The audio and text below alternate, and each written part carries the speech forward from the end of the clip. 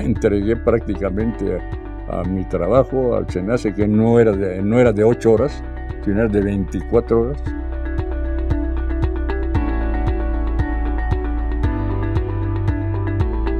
Mi nombre es Raimundo Campos Milán, soy egresado del Instituto Politécnico Nacional de la Escuela Superior de Ingeniería Mecánica y Eléctrica.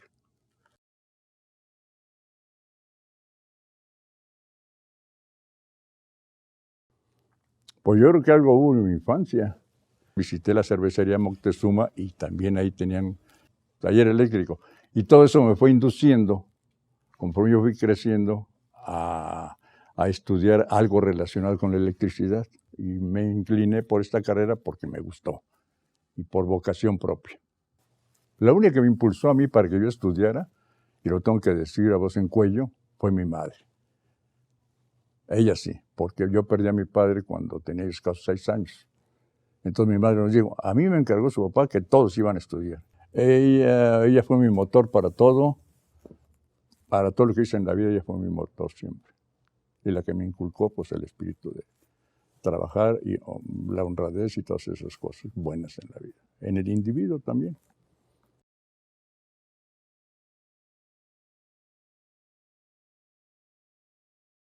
En la Escuela Superior de Ingeniería Mecánica y Eléctrica inculcaban más bien que los estudiantes tuvieran prácticas profesionales antes de egresar de la escuela. En la última etapa que tuve, solicité mis prácticas profesionales a la dirección de la escuela y me dieron algo que se llamaba Eléctrica Chapala. Estamos hablando de 1962. Yo lo tomé. Entonces, cuando fui a recoger mis papeles, ahí hubo cambio porque vi Comisión Federal de Electricidad, Hermosillo, Sonora. Pues dije, oye, ¿me puedes cambiar a esta? Y me cambiaron. Ahí cambió mi destino. Me fui a la Comisión Federal de Electricidad y llegué en enero del 63 allá a Hermosillo, Sonora. Estuve 2 meses de prácticas y ya para salir presenté mis informes y me recuerdo muy bien cuando el ingeniero Rubén Delgado, que era el gerente general de la División Noroeste, me dijo, ¿no le gustaría trabajar aquí, ingeniero? Digo, Raimundo. Y le dije, pues con mucho gusto, le dijo, me encantaría.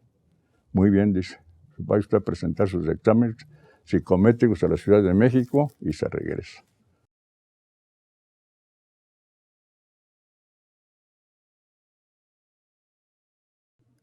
Cuando yo ya estaba prácticamente iniciado en la Comisión Federal de Electricidad, se había anunciado la visita del presidente Adolfo López Mateos a la División Noroeste de Comisión Federal de Electricidad. Entonces el ingeniero Rubén Delgado, gerente general de la división, había encargado 2 maquetas, una que se presentara sobre electrificación del estado de Sonora y otra que se iba a presentar en la central termoeléctrica Guaymas. Me pasaron este trabajo a mí y nos pusimos a trabajar algunas personas de la misma CFE y su servidor en ver cómo podíamos mostrar la electrificación del estado de Sonora en esa maqueta. Y ya juntamos todos los elementos y se presentó esta maqueta, en la cual, pues, cuando llegó el señor presidente, pues fue un gran honor que me concedieron a mí mostrársela. Más bien guiarle por lo que se iba electrificando.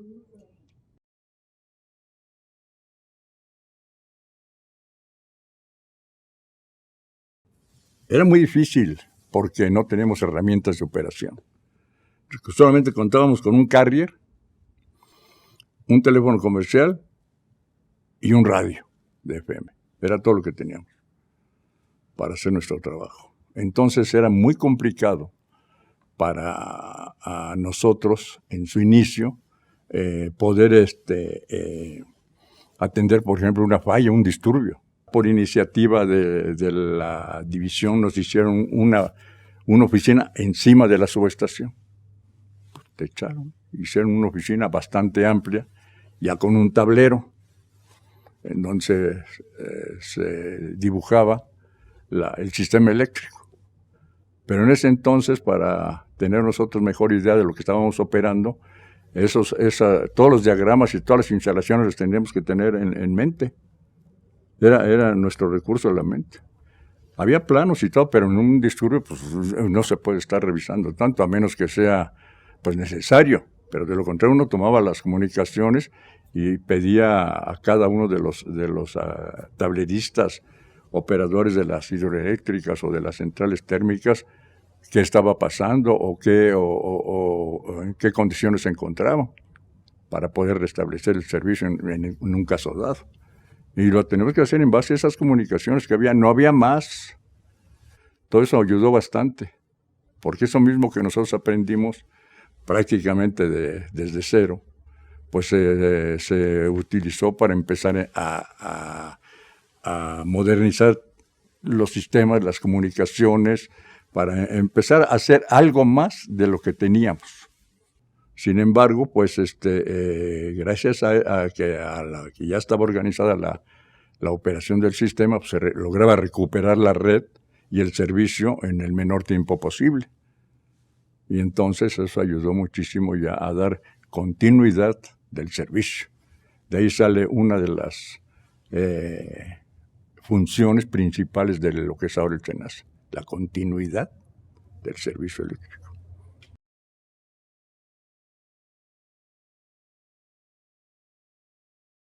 Después ya a mí me entró la inquietud de salir de la ciudad de Hermosillo por cuestiones ya de familia. Entonces yo tenía la necesidad de salir ya de ahí de Hermosillo y buscar la manera de acomodarme en la Ciudad de México, que se estaba empezando a establecer el despacho de carga. Llegué y me recibieron dos ingenieros, el ingeniero Marco Antonio González y el ingeniero Rodolfo Ayala Villarreal, y otros compañeros que estaban ahí. Se empezaron a hacer algunos estudios sobre flujos de energía, flujos de potencia que le llamamos, pero no teníamos la computadora para hacerlos. Entonces teníamos que trabajar la famosa perforación de tarjetitas, que era creo que el lenguaje Fortran, una por una. El transformador, las características de la línea, todo así, los generadores, y los íbamos pegando. Se hacía una caja de este tamaño así. Y entonces íbamos a donde estaba la computadora, que tenía CFE, a pedirles que por favor nos hicieran esa corrida. Y lo intentaban al segundo, tercer y al cuarto. Pero, oiga, no, es que no corre, porque algo está mal. Teníamos que regresar otra vez con todas las tarjetas y a volver a hacerlas. Eso eran los primeros estudios que hacíamos. Y yo llegué de un operador de sistema, llegué a un área en donde se trataba de implementar el Despacho Nacional de Carga, que fue base para lo que es ahora el Centro Nacional de Control de Energía.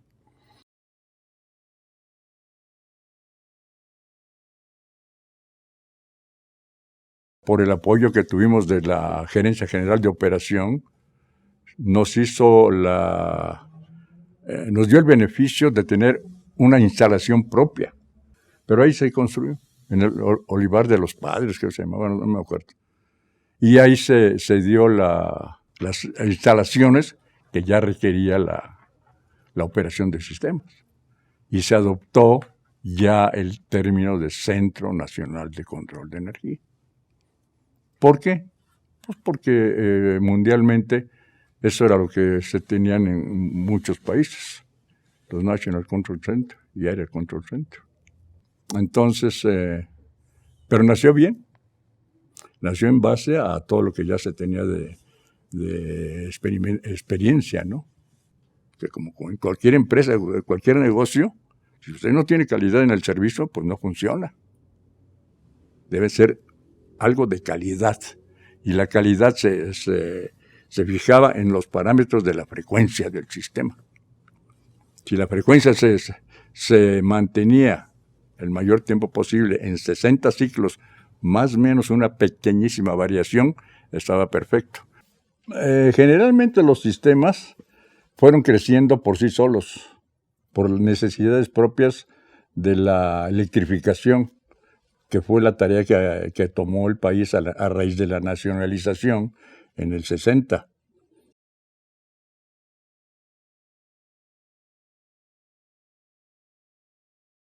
Las autoridades de CFE, los ingenieros responsables de la planificación y todo, veían la intención de poder acercar esos sistemas para su interconexión. Entonces se empezaron a hacer la construcción de líneas y se empezaron a hacer pruebas entre el área occidental y el área oriental. Y en un momento dado nos interconectamos. Nada más que para el manejo de la operación de sistemas, los enlaces que le llamamos de interconexión eran todavía en tensiones muy bajas. Creo que nos interconectamos en 230 kV, kilovolts, o 230,000 volts. Y eso, por las distancias, no era una interconexión muy sólida y tampoco segura. Entonces probamos, se interconectamos y nos separamos. De ahí nació la idea de cambiar al Distrito Federal, que tenía la frecuencia de 50 ciclos, porque así la tenían arrastrando las empresas americanas, 50 ciclos, y nosotros trabajamos a 60 ciclos. Fue una forma muy medida, muy precavida, con mucha seguridad para evitar daños. Y ya una vez que el sistema de 50 ciclos ya se había hecho todo el trabajo, no lo hicimos nosotros, lo hicieron otras empresas, ya se había hecho el trabajo de transformar o convertirlo a 60 ciclos, entonces ese fue de los primeros sistemas que se interconectaron con nosotros.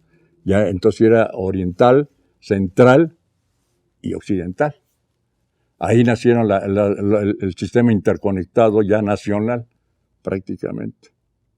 Y esa interconexión ya nos permitió a nosotros tener ya más relación con el área que eran empresas privadas americanas.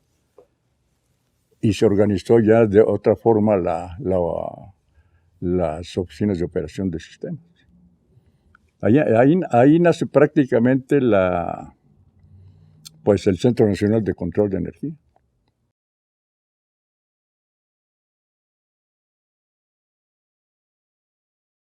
Ya una vez interconectados los sistemas, empezó a surgir la intención de que tuviéramos más herramientas de operación. ¿Qué son las herramientas de operación? Los sistemas de cómputo, que nos permitieran a nosotros hacer una supervisión del sistema sin estar tanto nosotros al pendiente, sino que ellos mismos, los sistemas, tuvieran sus estaciones remotas, sus estaciones maestras y todas interconectadas. Ya con esos equipos, las áreas ya podían ver en un tablero general o en las pantallas que tenían profesas para esos equipos qué estaba pasando. Ya no teníamos que agarrar el carro y preguntar, no, mira, pasó esto. Entonces tomábamos acción en el momento, pero ya auxiliados por alguien que ya está vigilando las 24 horas. Y al operador, en un momento dado, lo tuvimos que reforzar. ¿Qué es eso de reforzar? El operador que estaba era solito. Se le echaba turno de día, turno de tarde y turno de noche. Entonces pensó en que sería conveniente que por seguridad también que el operador tuviera un compañero. Y pusimos lo que se llamó el auxiliar del operador.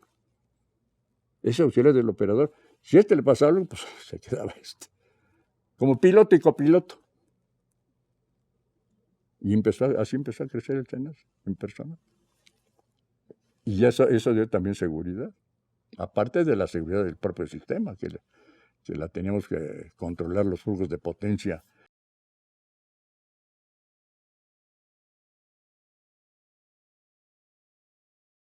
La capacitación la consideramos nosotros indispensable porque empezamos a crecer mucho.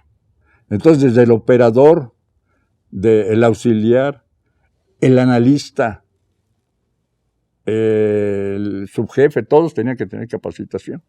Y afortunadamente se contaba con el apoyo de muchas personas que pues destacaban por ese lado, maestros y pues ingenieros bien preparados, doctores ya prácticamente. Muchos doctores se alinearon para la capacitación del personal. Esta foto es única y exclusivamente un curso que se dio en Atlihuecha, Tlaxcala, en el que estábamos reunidos el jefe en ese entonces, el ingeniero Jesús Adagamis, los jefes de área de control y uno de una subárea que empezaba. Pero esta foto es histórica. Fue del año, por aquí lo tengo, 79. Llegamos a tener hasta simuladores para ver ya con el simulador en qué condiciones operaba el sistema. Órale, métete al simulador y haz de cuenta que pasa esto. Ahí te va un disturbio, entonces de atrás le pegábamos, no, pero hasta se brincaba y tenía que volver a armarlo. Y esos simuladores pues ayudaron bastante, pero porque el operador ya lo teníamos capacitado.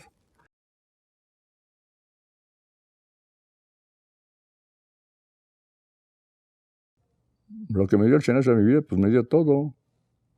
Me dio seguridad, me dio estabilidad económica, me dio crecimiento. Me entregué prácticamente a mi trabajo, al SENACE, que no era de 8 horas, sino era de 24 horas, todos los días. Cuando todo el mundo se iba a descansar, nosotros seguíamos trabajando. No tengo yo arrepentimiento alguno, aunque me haya yo hecho pedazos a veces para hacer el turno. Hay veces salí de vacaciones y me venía a la Ciudad de México y para regresar me iba yo hasta el último segundo, ahí estaba yo, para tomar el turno, para llegar a mis labores, en fin. No podía faltar a mi trabajo porque era lo que yo más quería. Somos el SENACE y somos parte de la historia.